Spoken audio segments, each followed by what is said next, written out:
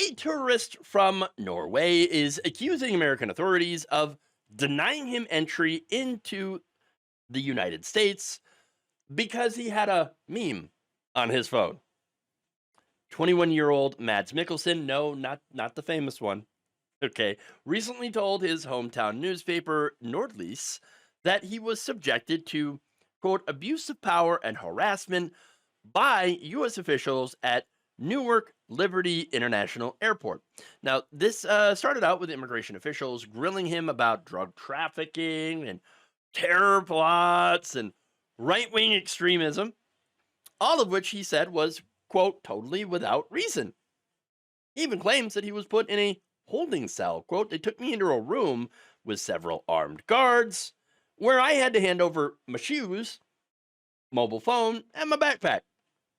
He was then threatened with fines or prison time if he did not grant them access to his cell phone. So, of course, he did. That's when agents found this on his device. Oh my god. Oh my god. Wait, I don't know what's the big deal there. That's just JD Vance. That's just what he looks like. I don't understand. He also claimed that agents were none too happy with him, with a photo of him with a homemade wooden pipe.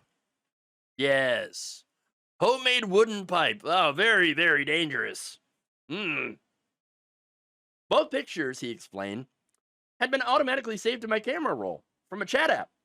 But I really didn't think that these innocent pictures would put a stop to my entry into the country.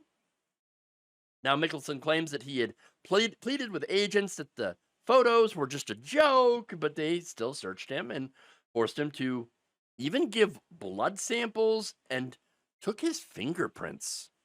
What is going on here? Quote, it felt like I was a terror suspect where I was sitting. I tried to pull myself together several times, but in the end, I just wanted to get home again.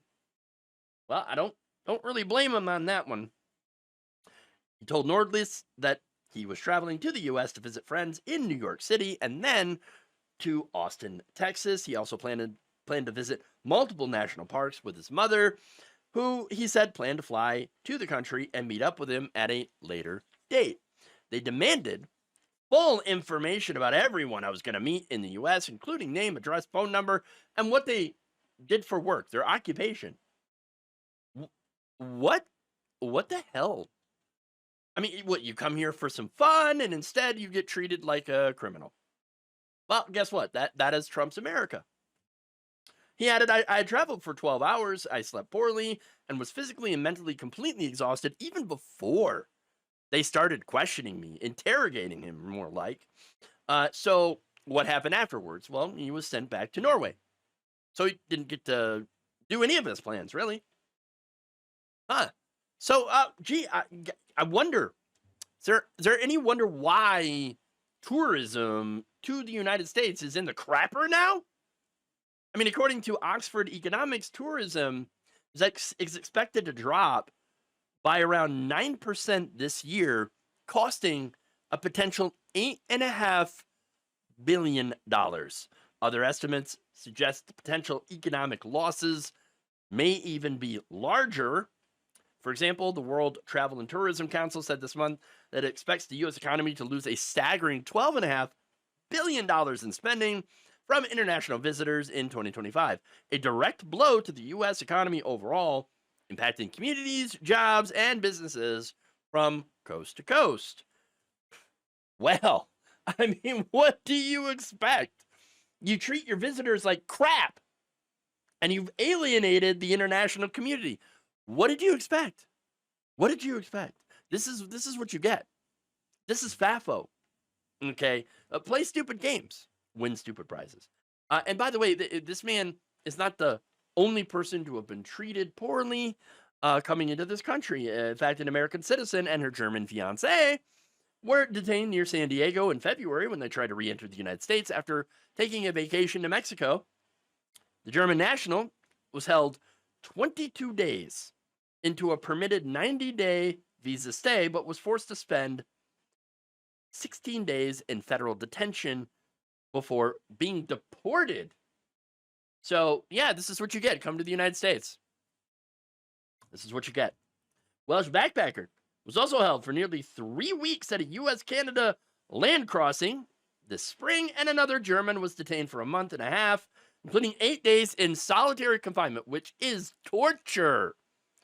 Yes, the Geneva Convention says that if you hold someone in solitary confinement, you are torturing them.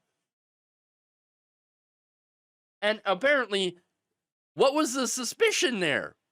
Why was he held in solitary?